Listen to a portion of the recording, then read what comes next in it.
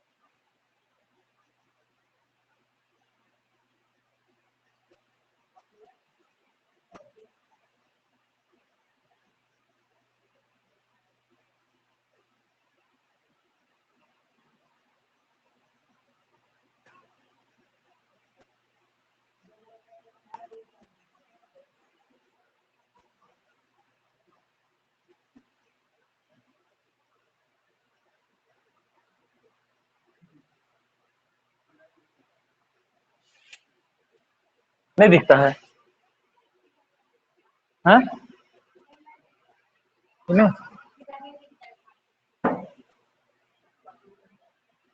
देखो आ रहा है उसमें कि नहीं।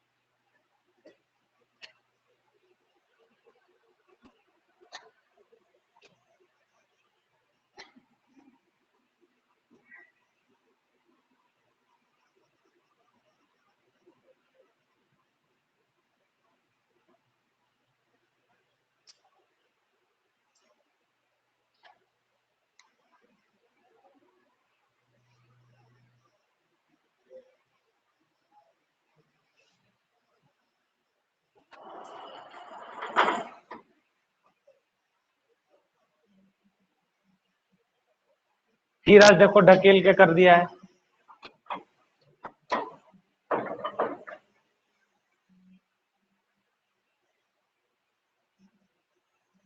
सुनो ना, फिर लगता है सही कर दिया।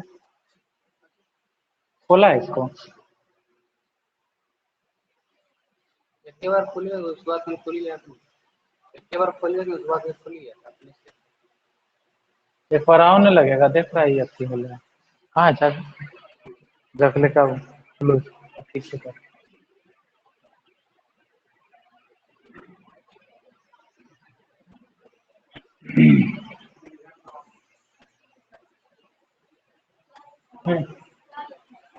ये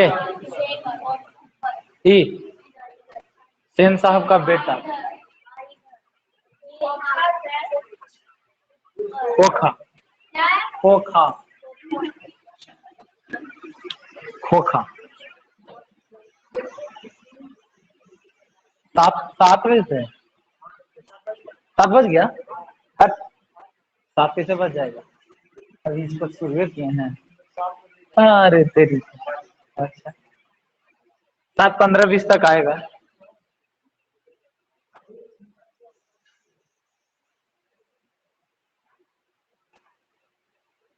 खुला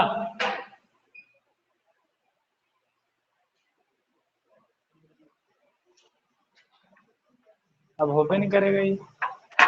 हाँ हाँ हाँ ये तो बाहर आ गया। अच्छा हाँ अच्छा खोलो तो, चलो बस इतने खुलता है। तो ये वाला कैसे रगड़ा रहा है।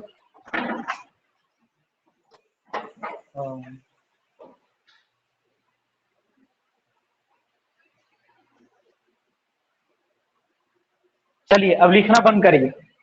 ध्यान दो यहाँ। आज हम आपके चैप्टर का दूसरा जो गद हिस्सा है, पद नहीं गद का हिस्सा, ठीक है, कहानी में आपको लेकर के चल रहे हैं। और आज हम आपको समझाने के लिए चल रहे हैं जो कहानी, इसका नाम है विष के दांत। क्या है कहानी का नाम? विष के दांत। आइए विष के दांत कहानी के बारे में समझते हैं। यह एक तरह का आलोचनात्मक कहानी है, ठीक है। आलोचनात्मक माने जिसमें आलोचना की जाए। आलोचना समझते हो? नहीं, आलोचना किसको कहते हैं? मजाक बनाया जाए किसी चीज का। नहीं होता कभी कभी कि हम किसी विषय वस्तु को लेकर के और उसका शिकायत करना शुरू कर देते हैं, ठीक है, और उसी में उसमें मजाक बनाना शुरू कर देते हैं किसी चीज का। सपोज दैट मान लो कि तुम है ने किसी फैमिली के यहाँ गए हो और तुम्हारे रिजल्ट को लेकर के और लोग क्या करें, मजाक बनाए कि वाह 33 नंबर ले के मैथ में पास हो गए। मतलब वो क्या करना चाह रहा है? पास नहीं वो कहना चाह रहा है, जितना पास नहीं कह रहा है और ज्यादा कह रहा है कि कितना अच्छा नंबर है, ठीक है। इस तरह से मतलब आलोचना का मतलब होता है किसी चीज पर मजाक बनाना। तो आप जिस कहानी को पढ़ने के लिए जा रहे हैं इसका नाम है विष के दांत। यह एक आलोचनात्मक कहानी है जिसमें आलोचना की गई है। आइए पहले हम इसके लेखक के बारे में जानते हैं। विष के दांत कहानी को लिखने का जो काम किया है वो नलिन बिलोचन शर्मा। क्या नाम बोले बोलो? नलिन बिलोचन शर्मा। इसको नलिन बिलोचन शर्मा ने लिखा है। नलिन बिलोचन शर्मा का जन्म 18 फरवरी सन 1916 ईस्वी। बोलना कितना फरवरी? 18 फरवरी सन 1916 ईस्वी को पटना के, पटना गंगा नदी के तट पर जाओगे ना, पीछे वाले किनारे पर, ठीक है, तो वहां पर एक जगह है जिसका नाम है बदर घाट। कौन घाट? बंदर घाट नहीं कोई कह देना, बदर घाट। तो पटना के बदर घाट में, पटना के कहा बदर घाट में जन्म हुआ था किनका? नलिन बिलोचन शर्मा का। एक बार फिर से समझिएगा, हम जिस कहानी को पढ़ने जा रहे हैं इसका नाम है विष के दांत। क्या नाम है? और विष का दांत एक तरह का कैसा कहानी है? आलोचनात्मक कहानी जिसमें आलोचना की गई है ना। इसको लिखने का काम जो किया है वो नलिन बिलोचन शर्मा ने। इस चैप्टर को किसने लिखा है? नलिन बिलोचन शर्मा ने। नलिन बिलोचन शर्मा का जन्म 18 फरवरी सन 1916 ईस्वी को, कितना फरवरी? 18 फरवरी सन 1916 ईस्वी को पटना के बदर घाट में हुआ। पटना के कौन स्थान पर? बदर घाट में हुआ। इनके पिता का नाम पंडित रामावतार शर्मा था। पिता का नाम क्या था? और इनकी माँ का नाम रत्नावती शर्मा था। माँ का नाम क्या था? रत्नावती शर्मा। एक बार ठीक से, चैप्टर का नाम विष के दांत। विष का दांत कैसा कहानी है? आलोचनात्मक कहानी। इसको लिखने का काम किसने किया है? लेखक कौन है? नलिन बिलोचन शर्मा। नलिन बिलोचन शर्मा नली विलोचन शर्मा बोल देता है, कह रहे नलिन, बोलो नलिन विलोचन शर्मा है ना। इनका जन्म हुआ था 18 फरवरी 1916 ईस्वी। कितना फरवरी? 18 फरवरी 1916 ईस्वी को पटना के कौन घाट में? बदर घाट। कौन घाट? आगे। पिता का नाम पंडित रामावतार शर्मा। पिता का नाम क्या बोले? और माँ का नाम था रत्नावती शर्मा। क्या नाम था? रत्नावती शर्मा। पंडित रत्नावती शर्मा। थोड़ा मैंने लगा लिया, एरो में पंडित लगे ले, माँ वाला नाम नहीं। इधर आ जाओ। हाँ ठीक है। प्रमुख रचना देखो, इनका जो प्रमुख रचना था तो इनका वाला में भी लग जाता कि पंडित नलिन विलोचन शर्मा, टाइटल सब थोड़ी लगा। प्रमुख रचना दृष्टिकोण, देखो इन्होंने कौन कौन से पुस्तकों को लिखा, प्रमुख इनकी रचनाएं कौन कौन रही। सबसे पहला दृष्टिकोण, क्या बोले? साहित्य का इतिहास दर्शन। साहित्य का कॉपिया चल रहा है ना, कलम हम बोल रहे नहीं लिखने। दृष्टिकोण, साहित्य का इतिहास दर्शन, मानदंड, क्या बोले? संत परंपरा और साहित्य। क्या बोले? संत परंपरा और साहित्य। ठीक है, एक बार फिर से इनका प्रमुख रचना, पहला दृष्टिकोण, साहित्य का इतिहास दर्शन, मानदंड, संत परंपरा और साहित्य। संत परंपरा और साहित्य। एक बार फिर से इतने सारे बातों पर चर्चा कर लो एक बार। हमने कहा चैप्टर का नाम है हमारा बिस के दांत, और यह एक आलोचनात्मक कहानी है। कैसी कहानी है? ये इसको लिखा है किसने? नलिन विलोचन शर्मा ने। किसने लिखा है? नलिन विलोचन शर्मा ने। जन्म इनका 18 फरवरी सन 1916 ईस्वी को, 18 फरवरी सन 1900 पटना के बदर घाट में हुआ। पटना के कहा? बदर घाट में। इनके पिता का नाम पंडित रामावतार शर्मा। पिता का नाम क्या था? पंडित रामावतार शर्मा। और इनकी माँ का नाम था रत्नावती शर्मा। क्या नाम था? रत्नावती शर्मा। इनकी प्रमुख रचनाएं, दृष्टिकोण, क्या बोले? साहित्य का इतिहास दर्शन। साहित्य का इतिहास दर्शन, मानदंड और संत परंपरा और साहित्य। ये इनका लिखा गया प्रमुख क्या था? रचना था। इनका देहांत जो हुआ था वो 12 सितंबर सन 1961 ईस्वी को। देहांत कब हो गया? 12 सितंबर 1961। 61, 16 में जन्म, 61 में मृत्यु। लड़की 16 में मार रही, बताओ। 18 फरवरी का जन्म हुआ, सितंबर में मारी हो रही। 12 सितंबर 1961, कितना में? 1961 ईस्वी में, है जो हमारे नलिन विलोचन शर्मा थे उनका देहांत हो गया। अब आइए, ये जो कहानी इन्होंने लिखा है जिसका नाम है बिस के दांत, इसका शॉर्ट परिचय लेते हैं, छोटा सा परिचय कि क्या हम पढ़ेंगे इस कहानी में। बात समझ में आ रहा है? डिटेल नहीं बता रहे, केवल शॉर्ट कहानी समझा रहे हैं, कहानी को समझिएगा। इस चैप्टर में उच्च मध्यवर्गीय और निम्न मध्यवर्गीय, उच्च मध्यवर्गीय समझते हो, मिडिल क्लास फैमिली, लेकिन हाइयर मिडिल क्लास फैमिली, जरा पास थोड़ा फ्रिज कूलर वगैरह है घर में, है मिडिल क्लास का, लेकिन जिसके पास थोड़ा कौन चीज है ना, थोड़ा बढ़िया स्थिति में, तो उसको कहा जाता है कौन मध्यवर्गीय परिवार? उच्च मध्यवर्गीय। और मिडिल क्लास फैमिली जो निम्न वर्गीय है, निम्न वर्गीय माने जो बेचारा अभी भी हैंड फैन से काम चला लेता है, ठीक है? उसके यहाँ भी फ्रिज है, लेकिन नेचुरल फ्रिज है, घड़ा वाला, ठीक है? उसको निम्न मध्यवर्गीय परिवार कहा जाता है ना भाई? है पलंग है लेकिन चौकी वाला, ठीक है, दीवान नहीं, समझ रहे हो? खिड़की है लेकिन काठ वाला, ठीक है, कांच वाला नहीं, कांच वाला है तो फिर इसमें चला गया। उच्च मध्यवर्गीय परिवार, तो मिडिल क्लास फैमिली, दो मिडिल क्लास फैमिली, उच्च मध्यवर्गीय परिवार और निम्न मध्यवर्गीय परिवार, दोनों के बीच के, ठीक है, दोनों के बीच की बड़ी जो खाई है उसी पर आलोचना किया गया है। किसके द्वारा? बिस के दांत कहानी के द्वारा दिखाने का प्रयास किया है कि एक उच्च मध्यवर्गीय परिवार का व्यक्ति जो होता है और उसका व्यक्तित्व जो होता है वो कैसा होता है, और एक निम्न मध्यवर्गीय परिवार में जो व्यक्ति होता है उसका व्यक्तित्व कैसा होता है। ये कहानी पढ़ने के बाद आपको लगेगा कि, है ना, कुछ कुछ इसमें से जो कुछ बच्चा होगा उसको लगेगा कि हम उच्च मध्यवर्गीय परिवार वाला बन गए, और किसी को लगेगा कि हम निम्न मध्यवर्गीय परिवार वाला बन गए। मतलब कहानी आपको, है ना, कहानी अपने अंदर आपको घोल लेगा, ठीक है? मतलब आपको लगेगा कि ये कहानी नहीं, हमारे ऊपर ही कहानी है। ऐसा कभी कभी फिल्म देखे हो, लगा कि लो हमरा पर हो लो सब कुछ, ऐसे वाला है। इसको लगता होगा हम फिल्म का हीरो हैं। हम जानते हैं, इधर आ जा। कोई विलन तो नहीं देखेगा, देखे हम लोग फिल्म वाला हीरो है, इधर वाला लड़की लोग जो उसको लगा कि हम हीरोइन है, उस वाला इधर आ जा। तो ये भी एक कहानी है जो घोल लेता है, ठीक है, पाठक को अपने अंदर। बहुत बेहतरीन कहानी, आप पढ़ेंगे तो समझ आएगा, और हमारे साथ पढ़िएगा तो और अच्छा समझ आएगा। इधर आइए। इसका प्रमुख पात्र, सबसे पहला पात्र जो है वो सेन साहब। कौन है? इंजीनियर है। हाँ, क्या है? पेशे से इंजीनियर है। इंजीनियर, बड़का इंजीनियर नहीं है, 1,00,000-2,00,000 वाला पैकेज वाला नहीं है, मिल जाता है आज के हिसाब से 20-25 हजार, ठीक है। देखो इधर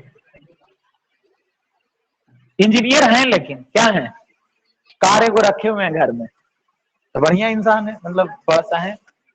तो जो कि उच्च मध्यवर्गीय परिवार से आते हैं, हायर मिडिल क्लास फैमिली से, सेन साहब जो इंजीनियर है। दूसरा पात्र इसमें है सेन साहब की पत्नी, वाइफ।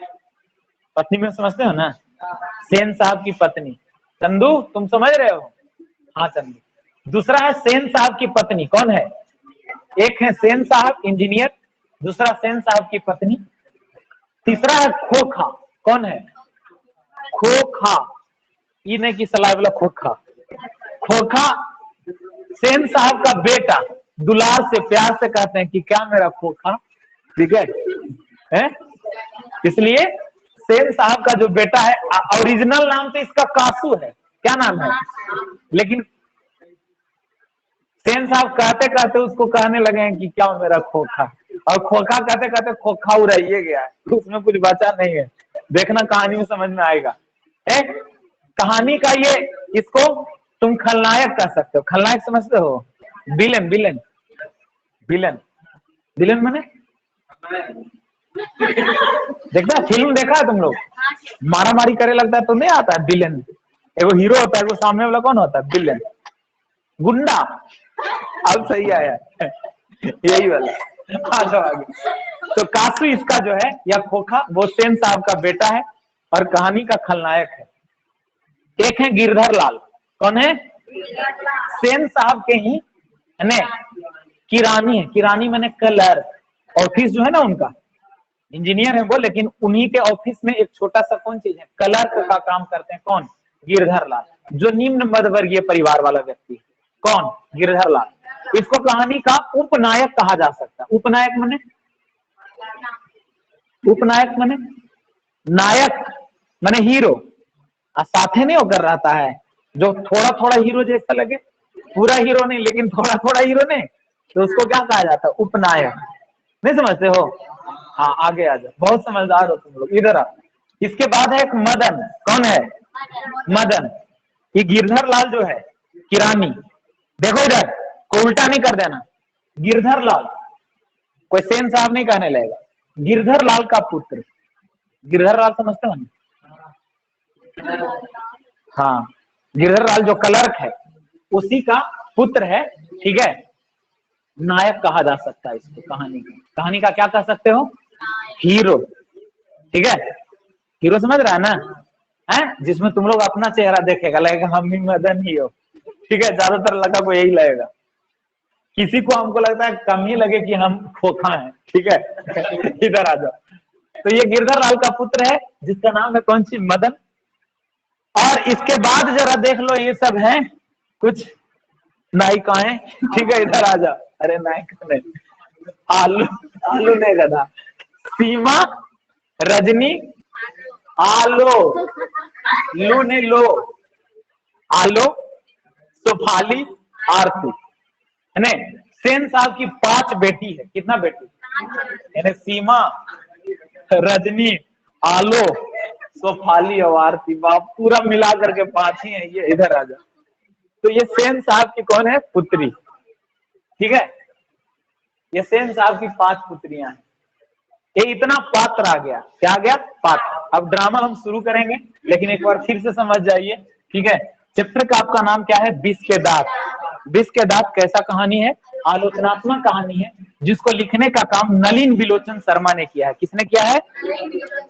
नलिन बिलोचन शर्मा का जन्म 18 फरवरी सन 1916 ईस्वी को। बोलो कितना फरवरी? पटना के बदरघाट में। पटना के कौन स्थान पर? बदरघाट में हुआ। इनके पिता का नाम पंडित रामावतार शर्मा, इनके पिता का नाम क्या है? पंडित रामावतार शर्मा। माँ का नाम रत्नावती शर्मा, माँ का नाम क्या है? रत्नावती शर्मा। इनकी प्रमुख रचनाएं दृष्टिकोण, साहित्य का इतिहास दर्शन, मानदंड और संत परंपरा और कौन चीज? साहित्य है।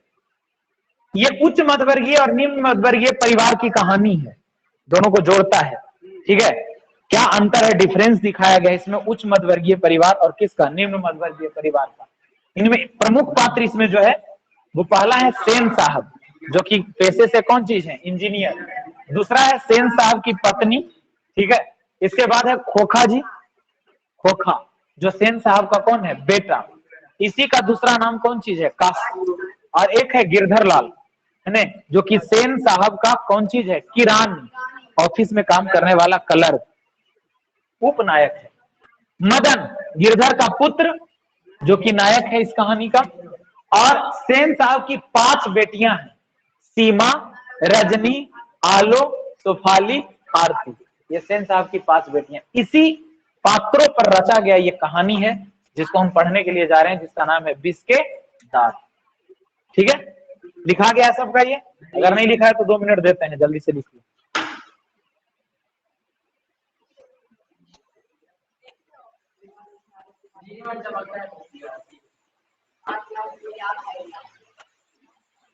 थोड़ा सा उसको और पूरा बोर्डे तक करो ना, पूरा बोर्ड बोर्ड करो ना, उसमें केवल बोर्डे दिखे।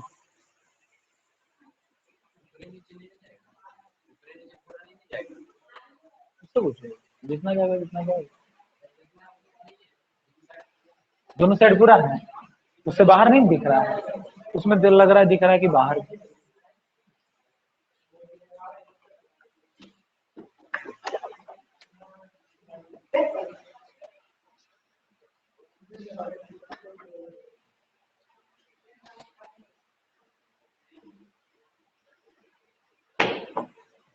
ठीक है, ठीक, हाँ ठीक, ठीक है।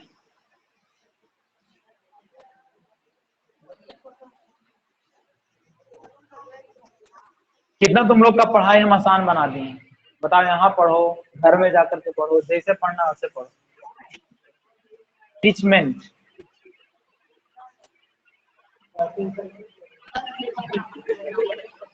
जिन बच्चों का पेमेंट हो गया है फुल, वही कर देते हैं।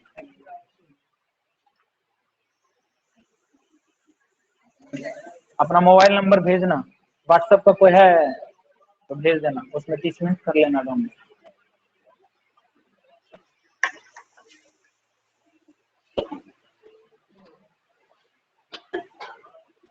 यहां तक कोई परेशानी, किसी तरह का दिक्कत नहीं ना? चलो मिटा लें इसको।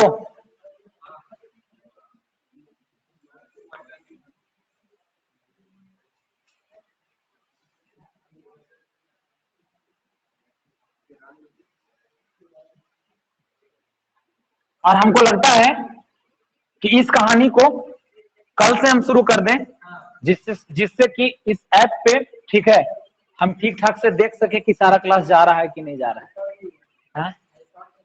आज शॉर्ट में हम इसको समझा देते हैं केवल, ठीक है, कहानी का सार समझा देते हैं। देखिए, हम इस कहानी का सारांश बोलने के लिए जा रहे हैं, आप केवल सुनिएगा ध्यान से, आपको लगभग कहानी का हिस्सा समझ में आ जाएगा। कहानी का सारांश,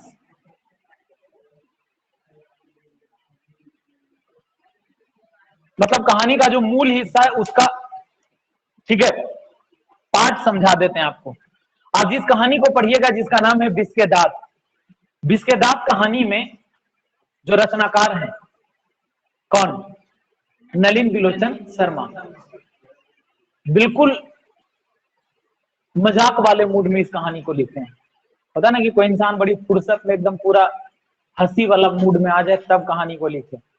शुरुआत से इन्होंने ऐसा ऐसा नाम लिया है कि जिसको तुम पढ़ रहा था उसी समय हंस रहा था, कि खोखा, ठीक है, आलू से अच्छा आलो लिख दिया है, ठीक है। मन कर रहा था कि आलो कहा है लिखा, आलूए लिख देता, पेटो भर जाता पढ़ करके। इधर आ जा, तो देखो गधा कह रहा है मशरूम, हाँ, और कुछ भी बोल देना, प्याज भी लिखल होगा, ऐसा नहीं है। तो अलग अलग नाम इसमें जो लिए हैं, जिससे साफ पता लगता है कि कहानी तो लिखा गया है, लेकिन एक आलोचनात्मक कहानी है, आलोचना किया गया है इसमें। हाँ जी, देखना इस चैप्टर में क्या बताया गया है, क्या समझाया गया है, इस बात को सुनो ध्यान से। एक सेन साहब हैं, ठीक है, जो कि उच्च मध्य वर्गीय परिवार के इंजीनियर हैं, ठीक है, सपना बहुत बड़ा रखते हैं। एक ही बेटा है इनका, 5 बेटियां हैं इनकी, नाम देखवे किया था, ठीक है। 5 बेटियां हैं, पांचों की पांचों जो बेटियां हैं वो इतना शरीफ, इतना सरल और इतनी इंसान, ठीक है, मतलब संस्कार का जड़ा हुआ एकदम मूर्ति, केवल संस्कार ही संस्कार भरा हुआ, किसके अंदर? पांचों बेटियों के अंदर। और जबकि एक उनका कौन है? बेटा, जिसका नाम है खोखा। क्या नाम है? खोखा। रियल तो नाम है कौची? कासु। क्या नाम है? एकदम जस्ट अपोजिट, पांचों बेटियों का अपोजिट, ठीक है। जितना खूंखार कोई हो नहीं सकता है, ठीक है। मतलब दिन रात अगर कुछ उसको समझ में आता है तो किसी चीज को तोड़ना, फोड़ना, चुरना। लेकिन सेन साहब को लगता है शुरू से ही तोड़ फोड़, चीर चार, है चूर चार कर देता है, इसलिए आगे चल करके मेरा बेटा इंजीनियर बन जाएगा। कौची बनेगा? इंजीनियर, है ना। और बार बार बात दोहराने से वो उबते नहीं है, जे आता और पर कहते हैं हमारा बेटा तो इंजीनियर बन जीता। अब ये से देख रहे हैं इसको, जे पाता और फोड़ देता है, देखता है उसमें, ठीक है। 5 साल का उम्र है उसका, 5 साल नहीं, हाँ 5 से 7 साल का उम्र है उसका। बताओ इस उम्र में जब वो चूर देता है किसी चीज को, तो लगता है सेन साहब को कि मेरा बेटा इंजीनियर बन जाएगा। आई बात को कहते कहते वो थकते नहीं है, हर किसी के पास जाके कहते हैं। दुलार तो इतना करते हैं जिसका पूछो मत, ठीक है, हैं? कहानी में एक वाक्यांश ऐसा भी आया है कि सेन साहब को सबसे ज्यादा जो अच्छा लगता है वो है उनका अपना कार, जिसको अब ये खरीदे हैं। उसको कोई हाथ लगा दे तो उसका हाथ काट ले, लेकिन एक वो है ऐसा कासू या खोखा, जो अगर चूरियो देगा तो उस पर, है ने, सेन साहब उसको सेन साहब फूल की छड़ी से भी नहीं मारेंगे। मतलब, है ने, दुलार करके फुचकार करके, हाँ बेटा छोड़ दिया, अच्छे इंजीनियर बन रहा था, कोई बात नहीं, ठीक है। आएगा कहानी में, आपको समझ में आएगा, ठीक है। और यही इसी घर में एक रह रहा है जिसका नाम है गिरधर लाल। क्या नाम है? सेन साहब के ही दफ्तर में काम करने वाला एक किरानी, कौन सी है? कलर। बेचारा गरीब परिवार से, इसलिए जो गोडाउन रहता है ना, जैसे ये वाला घर हुआ पूरा महल, हम मान लो कि हम गिरधर लाल तो गोडाउनमा में जिससे रह रहे हैं, ठीक है। नहीं बात है, नीचे वाला किसको क्या कहा जाता है? इसको अंडरग्राउंड। हाँ, तो इस अंडरग्राउंड में ही रहता है सेन साहब का जो बंगला है उसका, कोची में अंडरग्राउंड, हाथ में या कोने में, तो कोना वाला रूम में।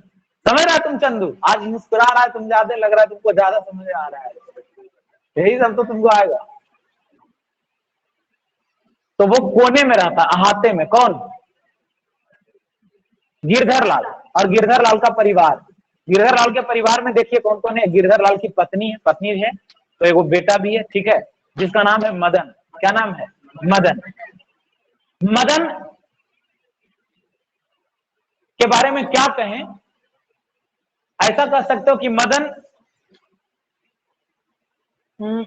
नायक का इसमें पूरा पूरा, है ना, जो नायक का जो पूरा पूरा गुण होता है वो भरा हुआ है। क्योंकि है तो बहुत गरीब परिवार का, लेकिन बहुत स्वाभिमानी है। स्वाभिमानी समझते हो? स्व माने अपना, अभिमान। जिस व्यक्ति में अपने ऊपर अभिमान नहीं है वो आदमी एकदम बेकार है। जैसे तुम अगर किसी के घर गया, अब उस घर में जाने के बाद तुमको बेइज्जती कर दिया जाए, अब फिर भी बैठ करके अच्छा ठीक है, कोई कहा नहीं, तो मतलब तुम अपना स्वाभिमान को क्या कर चुका है? खो चुका है। मान लो कि तुम किसी के यहाँ रोज चले जाते हो चाय पीने के लिए, एक दिन कह देता कि जी डेली हमारे ही आवे खाए को चाय पिए के, लेकिन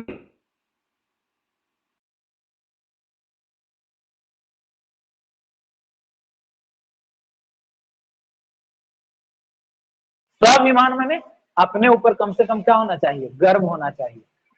ऐसे ही है तो बहुत गरीब परिवार का, किरानी है उसका पिता, क्लर्क है, लेकिन स्वाभिमान से कूट कूट करके भरा हुआ है। कौन? मदन। अपना परिवार का बेइज्जती वो सह सकता नहीं, और अपना भी बेइज्जती कभी भी सह सकता नहीं। एक दिन अचानक से, ठीक है, एक दिन अचानक से होता क्या है कि सेन साहब का जो पूरा परिवार है, सेन साहब का जो पूरा बंगला वाला परिवार है, उसमें एक दिन की घटना होती है कि मदन जो है वो गलती से वही वाला गाड़ी छू देता है जो कौन लेकर के आए हैं, सेन साहब। सब एकदम नया है, चमकता है। जब छू देता है तो कोहराम आ जाता है।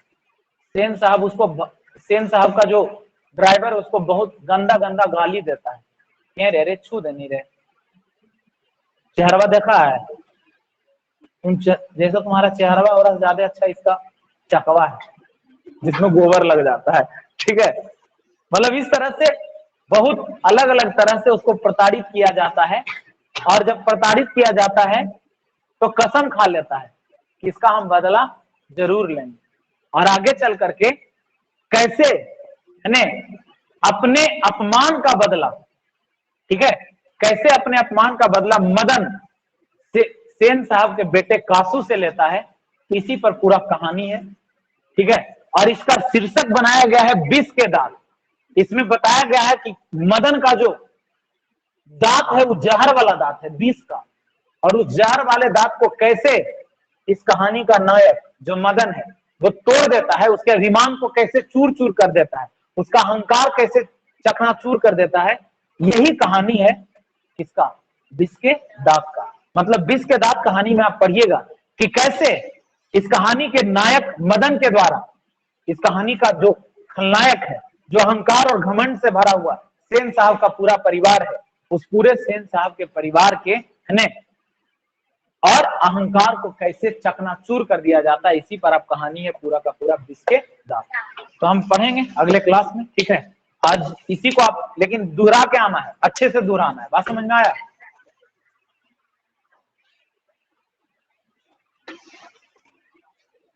Thank you.